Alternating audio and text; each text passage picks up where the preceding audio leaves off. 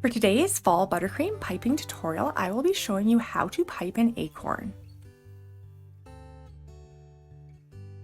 Begin by using small dots of buttercream to attach a piece of parchment to a cutting board, a plate, or a tray.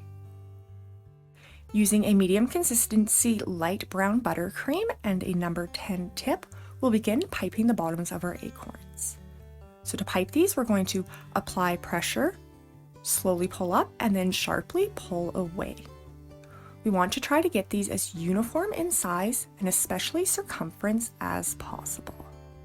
I'm going to switch to a darker brown buttercream and still using my number 10 tip, I'm going to start piping the caps.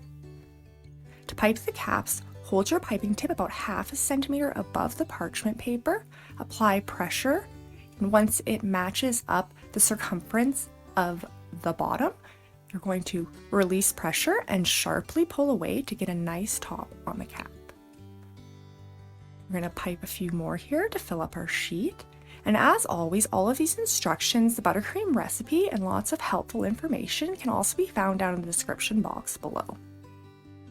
We're going to pipe a few more bottoms here. It's always a good idea to pipe more than you need, and that way if the caps don't quite match up with the bottoms, you'll have lots of acorns to decorate your fall cakes or cupcakes.